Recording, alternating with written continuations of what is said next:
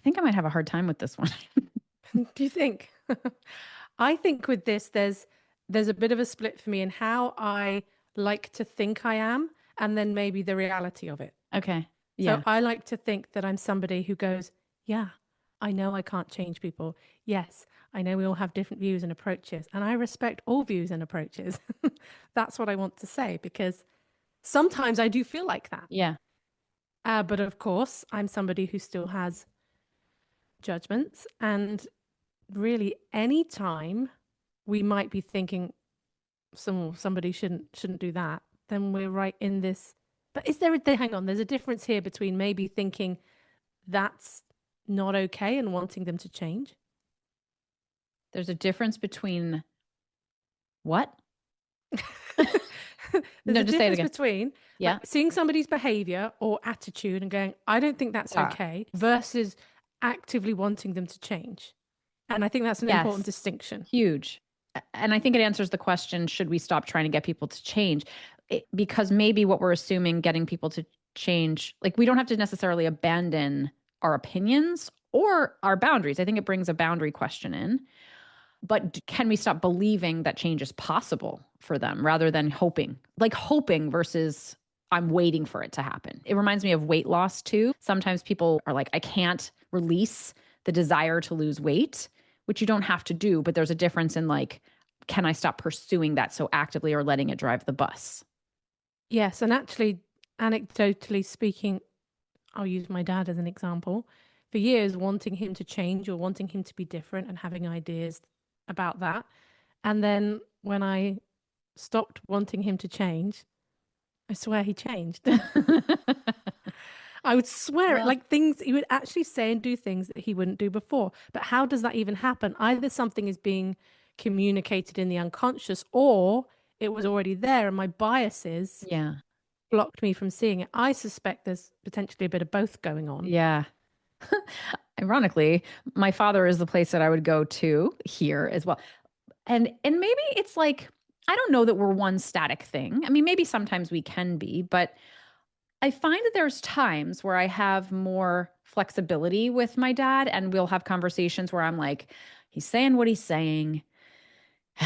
Like it is what it is, and that's okay. And there's other ways we can connect, and I don't need to prove myself or even name that I don't agree, or that I don't like this thought or behavior that he's exhibiting. And then other times where the exact same thing is coming through, but my defenses are so much higher that I have no tolerance for it. Mm. I can't help but push, push, push, push back. And I guess it's that pushing back that's the part of me that's not accepting, that it's going to change.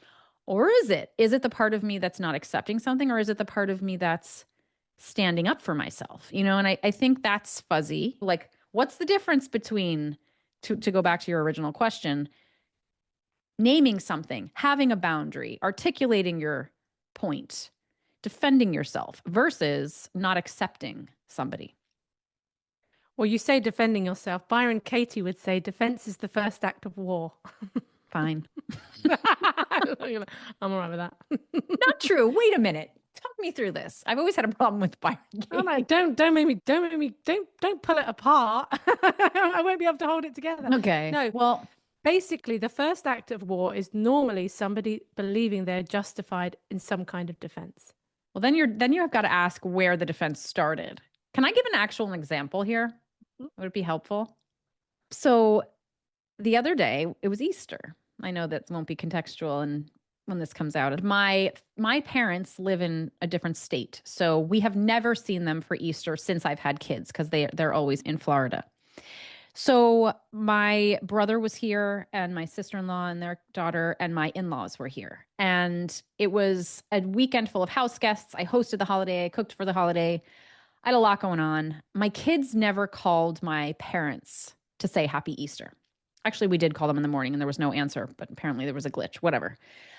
So my dad texts me the next day, and true to form, and I say true to form, and I recognize that's my defense coming out, but he says, um, I'm really disappointed that I didn't hear from my grandkids on Easter.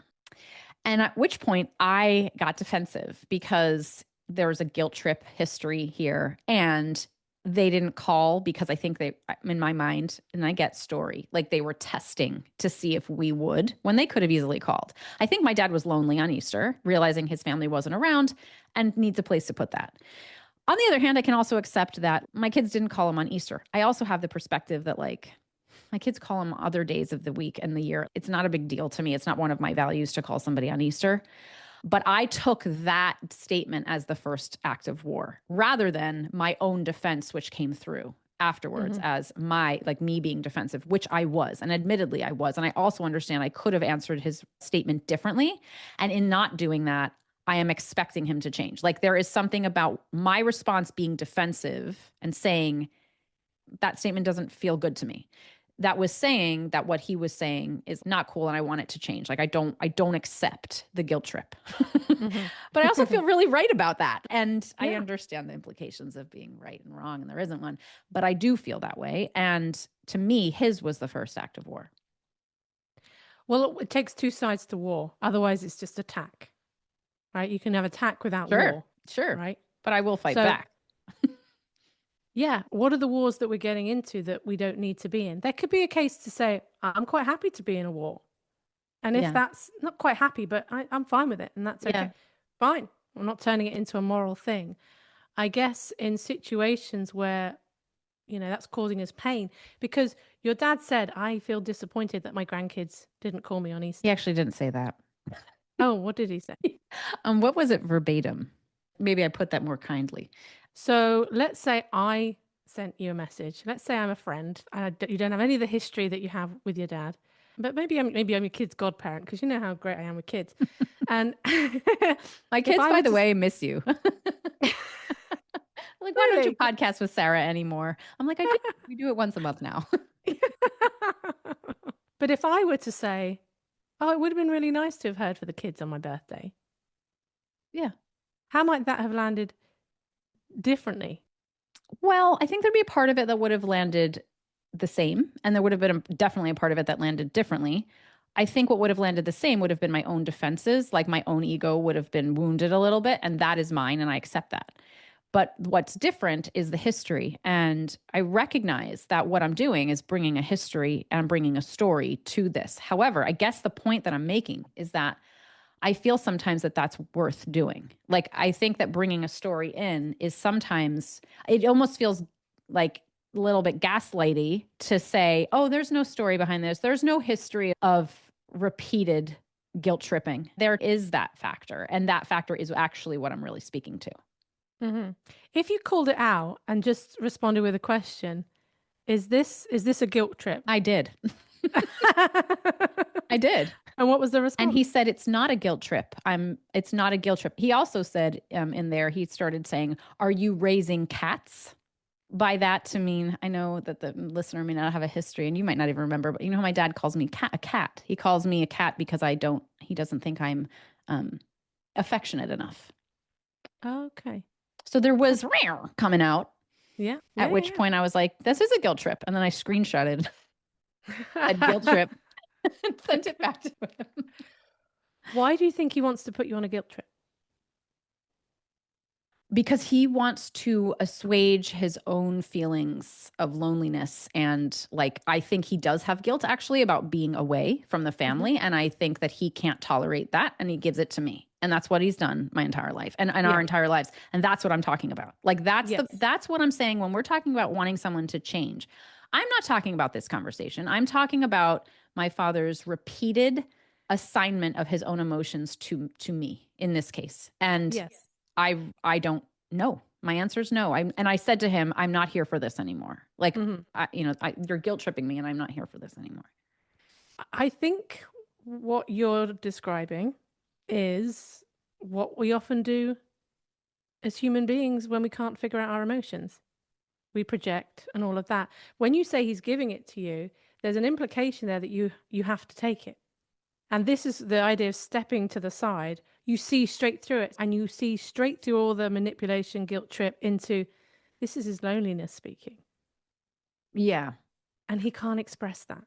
And if this was somebody else, not your dad, and we were talking about this situation, that would be so much easier to see. But we're human beings and we are human. We get clouded by history. But I think there's something about, I don't know, the growing awareness of that to be able to see the thing behind it. One of my dad's triggers is if people are not understanding him quick enough, right? So if he's trying to explain something and they don't get it quick enough, but I've noticed it more now since our relationship shifted. I can see how this pattern shows up everywhere. And I was like, oh, I think here I'm looking at a man who has really struggled to feel understood Mm-hmm. his life. And when people don't get what he's saying, this is flaring something up back there. So now, when he gets a bit impatient and I see that thing arise, before my nervous system would just straight away start jangling at the injustice of how dare you get mad at me about this thing that you are not expressing properly. But there's something about, there's a clarity here where I see that I can see behind it. Yes. And I just might but not be evolved enough. I see that too. But I think that, and I also want to make this distinction between what I'm saying about expecting him to change and that part I can work with versus naming it. I think to me, it's very important to name things. And while I can have compassion for what is happening, if there is a consistent assault on me for that thing, I can't find, and I don't think I want to find, which is why maybe I don't find it. The like, oh, I'll just have compassion for what you're going through. There's a part of me that's saying, I will have compassion for what you're going through, but you may not do this anymore. I don't agree with this behavior. And Mhm. I have been hurt by it enough that I don't want to just keep finding my compassion and working through my dysregulation about it. Like, yeah, I do privately, but I don't feel like this is fair. And I think from there, it's more like I'm going to name the no, and I want to name the no. After that, my job feels like not expecting it to change. And I don't think I'm expecting it to change, or sometimes I do, because sometimes he can change. Sometimes he doesn't do this. But I guess when he's more vulnerable, he doesn't change, which is fair. We're all like this. But I am saying no to a behavior. I think there's a difference here between expecting someone to change and setting a boundary. And they're different things. And I still stand behind setting a boundary.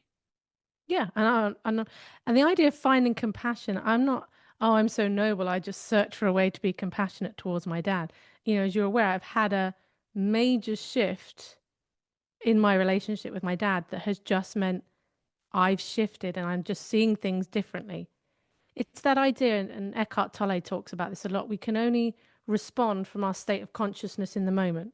So with my dad, there's been a shift. I'm not saying I'm some extra evolved being because there'll be other places in my life and other situations and scenarios where I won't be able to see through something because I'll be having my own reaction. And that's fair enough. I'm a human being that has my own reaction. And that doesn't make me wrong or less evolved or anything like that. It just means I'm seeing what I'm seeing. This is my Yeah. perspective and experience in this moment. So I hear what you're saying. It's not about gaslighting yourself and trying to use a kind of rationality of, well, I know he's lonely, so therefore I should be able to just acknowledge his loneliness. I Okay. think we need to be, and that's why I like this pushback because we need to be really careful in that territory unless people hear what I'm saying in my situation and then use it as some kind of moral judgment on themselves. Yeah. Well, I'm already aware, even having this discussion, I'm like, oh, I'm still in it. I can feel that. I can feel it. And I can feel that I'm going to be closed to potentially what you're saying. Like, I know I am. And this is where, that's where that self awareness, I think, comes in, where my delivery of what I'm saying might be the problem. And also my inability to sort of register fully what you're saying is also part of the problem. Now I'm part of the problem. Like, and I fully get that. I think two things are true for me right now. What I'm feeling and experiencing is valid and I want to defend it. And some of that heightened energy might be corrupting, because it's never just one thing we're talking about. Like, there's lots of different things that happen in a conversation. Now there's a dynamic and now there's a tone of voice, and all of that is that's mine now. That's not my dysregulation is bringing in, but I'm just focused on the content, right? Like, I'm just focused on the sentence he said and where I want to take that. I'm losing nuance around it. And sometimes, I don't know if you've ever, I'm sure you've done that. I'm assuming. Have you ever like revisited a conversation you had like via text, like 5 days later, and you're like, Mm. oh, Yeah, it looks a I bit really different now. overreacted. Or maybe they were saying something a little differently than I registered it. But maybe part of this idea of trying to get someone to change has within it necessary within it is a validation of what you're responding to. Like there is a reason why your reaction is happening that is, we can validate and find it's like true and real. And then what else is going on that's causing some kind of dynamic where now we're person against person? Like where's our role in this too? While also, and it's true that you want to set a boundary and, and these other things. So there's a lot of self-awareness I think it would require to be inside of an exploration of, should we stop getting people to try to change?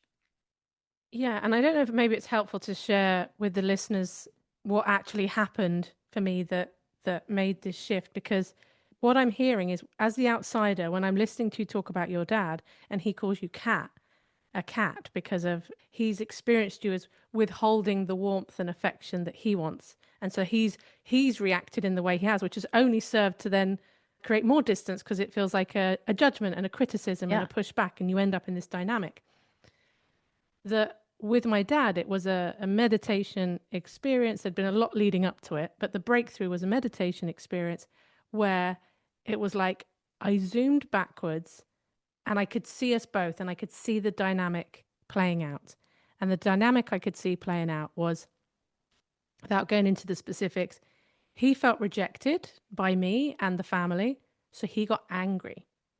And then when he got angry, we pulled away more, which made him feel more rejected, which meant he got angry and all of this. And there were really big things going on at that time that he was having to carry that I can't even imagine how I would react if I'd been in the same situation with the things on his shoulders that he was carrying at that time.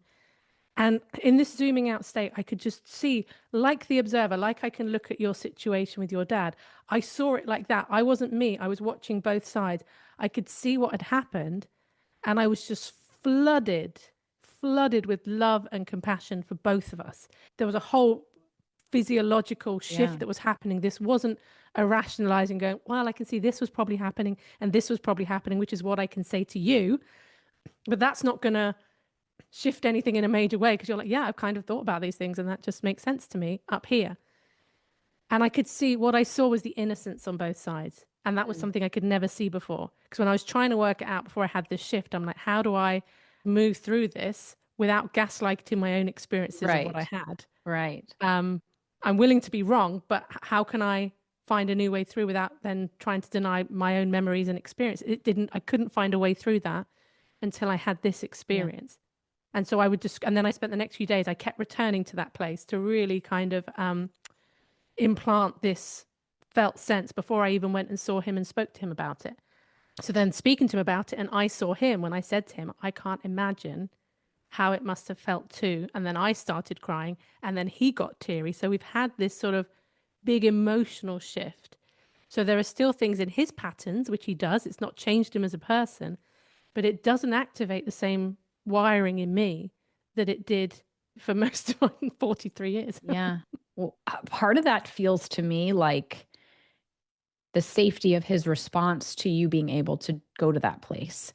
I'm thinking about the other party. And like, if you can reach a spot of finding that, it's like a different level of consciousness almost, and bringing that in and softening there. If that won't be taken advantage of, that's a safe thing to do. But if that is a weakness or would be perceived as a weakness, I think that it's almost like what I'm hearing is like, oh, that's almost like this privilege to be able to go and do that. Because I'm still in a defense of like, I can't let my guard down because I know what will happen if I do. I know what will happen if I go to that spot. And I understand that it's not really about the other person, but in the communication, it can be. I wasn't vulnerable when I went. I do No, you understand weren't, that but I was lucky enough to have like a positive response from him, and that's not a guaranteed thing. Okay. But at that point, because I'd shifted, there's nothing he could have said and done that would have really hurt me. So I wasn't vulnerable. There was nothing to attack anymore because I was out of that.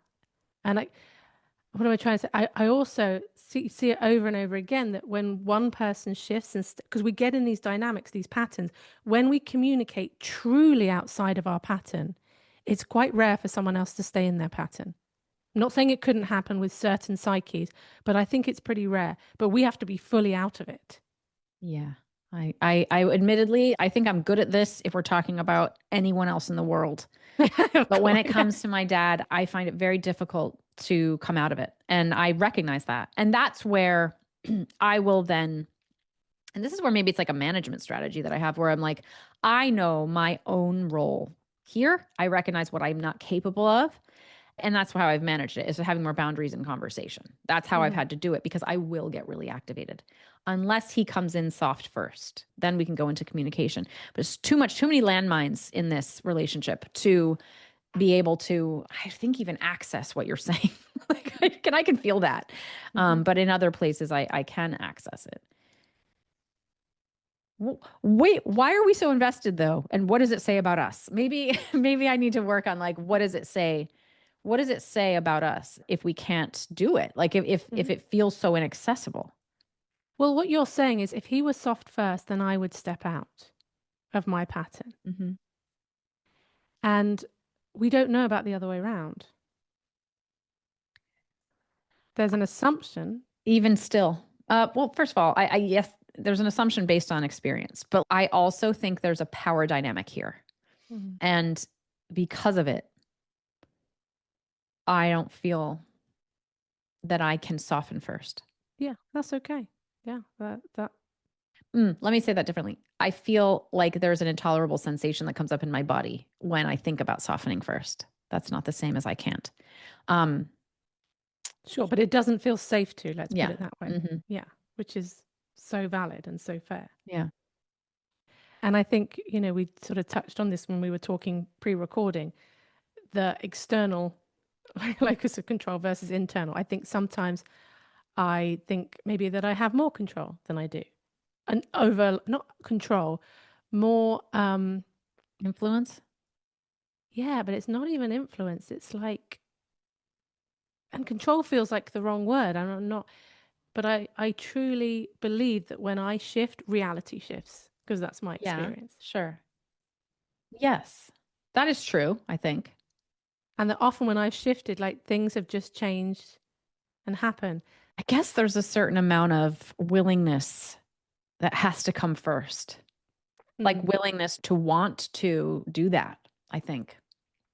And where defenses are high, that might be what's in the way is the desire. Not that we can't do it or that there's not like a way to think about it and be curious about it and question things, but we have to want to do that to do it. And if we're in protection, we're not going to be in that open minded space. So maybe even registering. Yeah, that's what I think. I think sometimes. Also, I think it depends on the party involved. Like I have a friend where it's like, oh, there's a certain kind of behavior that happens a lot. And I found myself like, like, oh, no, no, like running up against my own feelings on it over and over. And then you reach a point where you're like, okay, this isn't going to change. I'm kind of suffering for continuing to get frustrated by it. And then it's that question of what am I protecting here? And then with certain people, it's like, okay, I can zoom out. I can do that zoom out thing and kind of see everything for what it is. And under that lens, there is a softening that naturally occurs.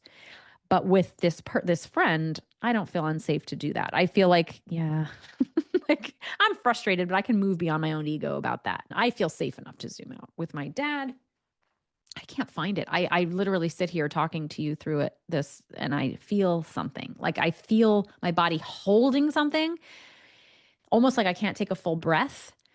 And what does it say about me because of that? Maybe just that I'm not ready. the idea of safety comes up, and also it depends on our levels of justice sensitivity as well, Yeah. right? Because once Yeah. we get it in our mind that something is wrong or it's unjust, we can hold on to that and talk to ourselves about that. It's like the saying, would you rather be right? Would you rather be happy?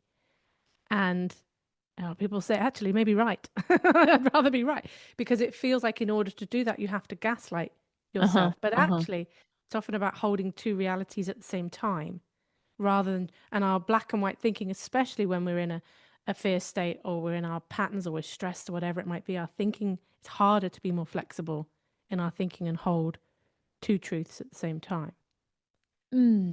Yeah, there's something else though. I think that it's also where it comes to justice. Have we ever done an episode on justice? Mm-mm. I think that might be the key here. Like, it's like I have a really hard time letting go of what's unjust. There's a difference between the behavior and the dynamic, like that Mhm. naming needs to be there first. Yes.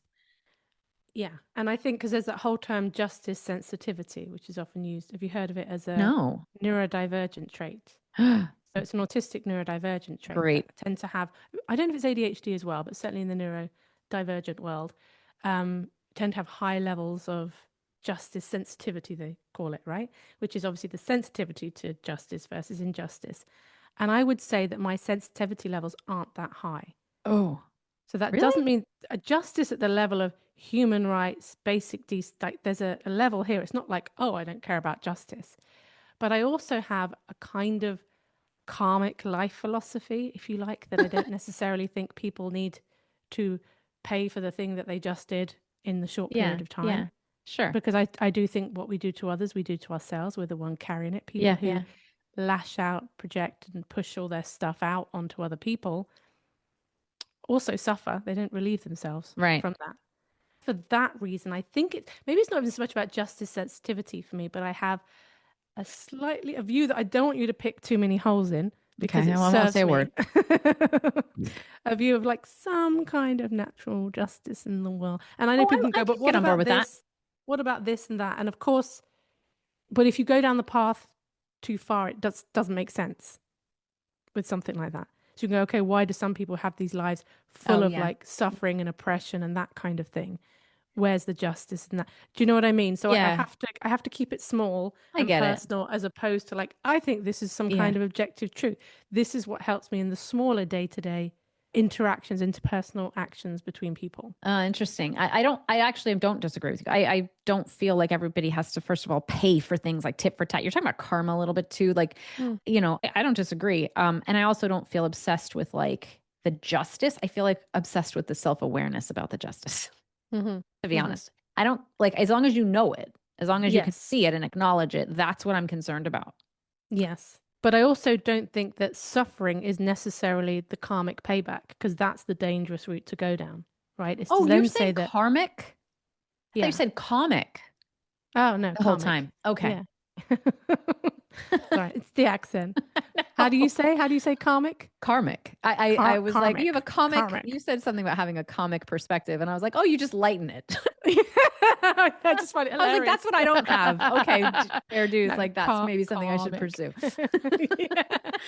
Because it's a dangerous path to go down because then it goes, well, people should suffer for the things they do wrong. How do you then explain people that Oh, have got huge amounts of suffering? sure. And this idea, we sometimes say, kids being sick, this kind of thing, we go, they don't deserve it. Well, Mm. of course. But then when we say these do deserve, we make suffering about what's deserved. And I don't know, I have a complicated relationship with suffering on the micro and macro level. I mean, this conversation going into these branches brings it, I think it is a different lens. I think also this is an important point about justice and suffering. And it's like, that's not necessarily what's happening when somebody's expecting someone to change. There's a difference between saying, I can accept a reality that exists versus I can't accept the consequences of like, or I'm thinking of somebody I know who really, really needs someone to change to be happy. Like, Yes. and to the point where her life is suffering, waiting for that to happen. And I find myself in a position of like, just personally, this is not going to change. I know it, like I can see it, or whatever, I think it. And the suffering will only continue as you wait. And there's a real frustration in witnessing that because there's a part of me that's like, why you're waiting for this person to change completely makes sense. The justice is completely out of whack. You're not wrong for wanting this to change. You're not wrong for wanting this person to see themselves and to have that kind of karmic validation. And it was not going to happen. Because the way she looks at it is, if I accept that this person's not going to change, I'm accepting their behavior. There's a big difference between I accept something is true versus I accept the behavior or I agree with it, right? And I think that acceptance is different than agreement, but they're often conflated. Like if I accept something as a reality, just point blank scientific level, that I'm Hmm. also saying it's okay with me, and they're different. Yes. Yes. Yes. And I think that's a helpful helpful distinction to make. I also think when we're talking about changing others, you've got changing the individual and sort of changing the collective, right? In Yeah. terms of just how culture and society develops and all of that. And so let's say you grew up with a dad who projects his feelings because he doesn't process his own feelings, and then you become a coach to help other people process their Can't feelings imagine that because though. like because this is how you get to actually help people grow and do the work that you wish your dad would do or had done. Mm. This is partly how we Yeah. evolve as human beings. I know there's some pretty crazy stuff going on in the world right now. And on the whole, I feel like human beings are evolving and becoming better, but think it takes a long, long time. So I don't think that's, you see a huge, but even in the last 200 years, what was more acceptable 200 years ago versus now? I know it feels like we're going backwards with certain things happening. Um, Depends who but you ask. yeah, well, Mm. we're correct on this one. I'm so Ask us, glad you're on my side. ask There's us one because we place you're know. not evolved. Just kidding. You make a good Well, point. when you're threatening the lives of human beings, I'm not going to be indifferent, and I'm See? not going to be, Right. um, yeah. Well, I mean, yeah, no, I see the difference. But also that's the spirit. Um, the point you're making is interesting about like maybe this lends insight into why we're so invested in making people change because it's probably a microcosm of a macrocosm, right? So it's kind of like in any situation, I wonder if we could pull up like where we're thinking about, I want something to change or someone to change that isn't. Does that desire represent something that actually systemically is larger than that?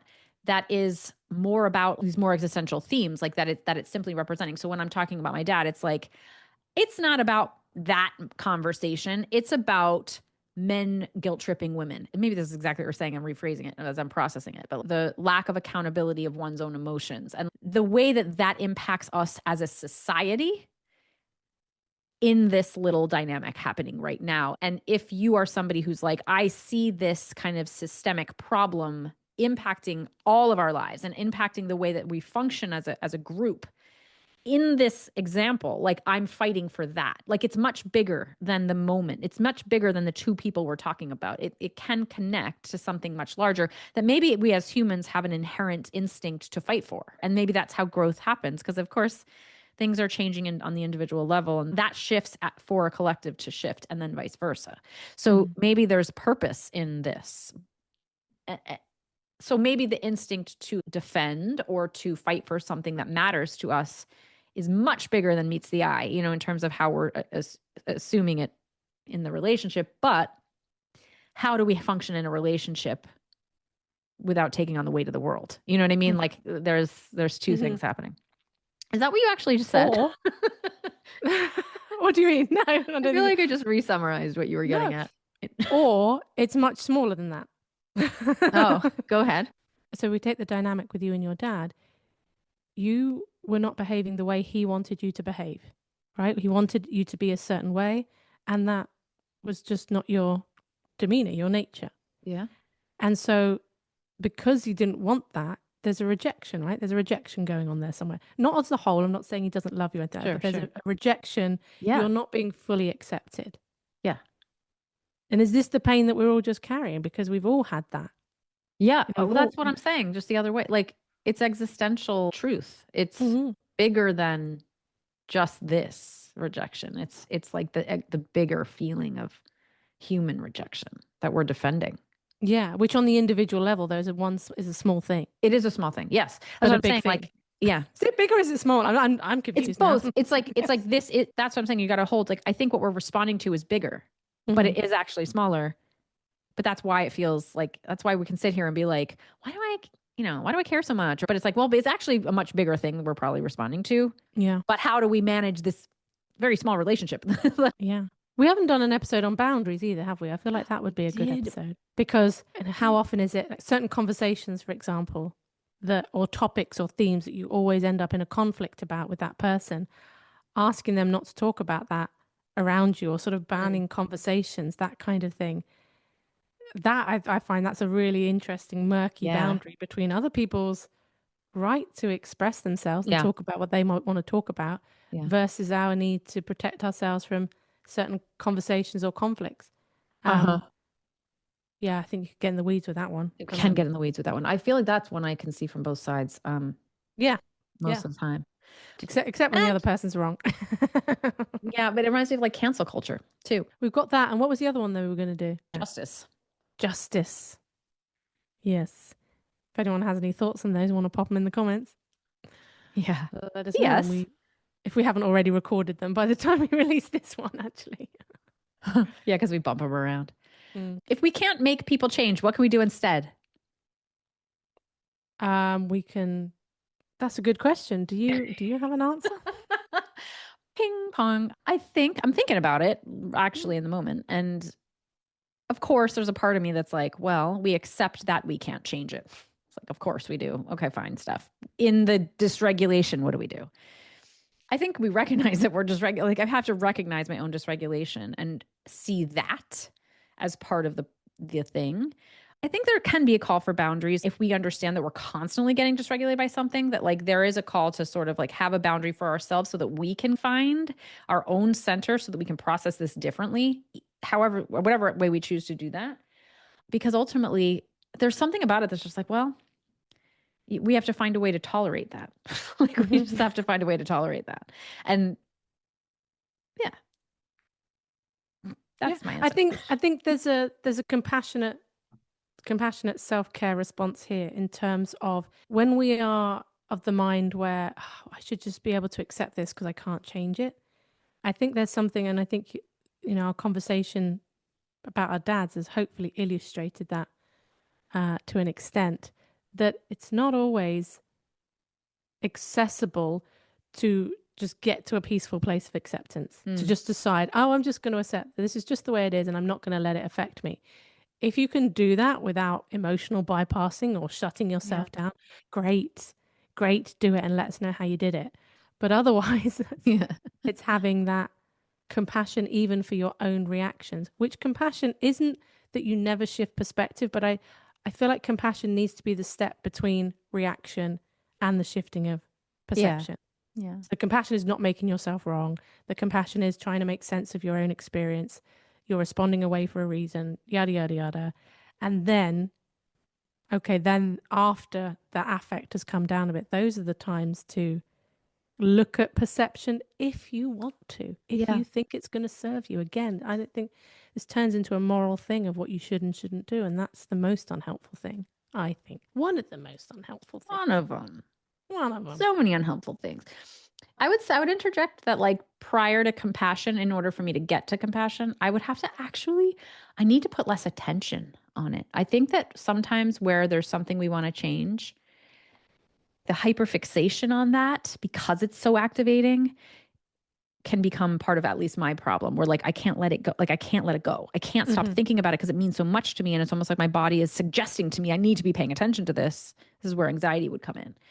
And I actually just need to back up. I need to move away. And I don't mean this in a bypassing way. I mean this in like a strategic way. Like I need to shift my attention to other things that exist aside from this person, aside from this person's dynamic, even other things about that person that exist, in order for me to like recalibrate enough to be able to return with any kind of compassion or choice. So for me, attention is actually a really big feature of most things that I'm having any kind of response to, that I'm looking to shift in myself. Yeah, I might think of that as safety first then. Yeah. In order to be able to kind of get out of that heightened parasympathetic, Mhm. no, sympathetic nervous system state. Sympathetic for sure. Um, Yeah, I think that's what okay. it always comes down to. I think that's what it always comes down to. I think we've figured all this stuff out. You know what? Next Yeah. time, we should bring someone on the podcast that we want to change and see how that conversation goes. And Well, see. let's bring your dad then. No, I was just kidding. I wasn't. Although I think that could be, oh my gosh, that episode would be, whew. Have a think about it. I know. Do the thing where we go, if this video gets X amount of views and likes, then Steph will get her Is that a dad thing? on. Yeah, oh yeah, they do that all the time. Yeah. It's normally on social media rather than a podcast, but like if we get this number of things, Right. then we'll do this. We had your did. mum on the podcast. Maybe your dad would feel My dad It would would be be. nice for him to be included. My dad would be. I don't think I could do it. No, I understand. I think that I would have a really hard time. You mean you don't want to play out your most like vulnerable, traumatic stuff in a public space? What? No, I would lose myself. I would lose myself. And I think my dad would too. Mm. So we'll see though. You never know. Never say never. I feel like I have to go pee. Get out of here. Of course you do. All right. Okay. See you later. Okay. Bye. Bye.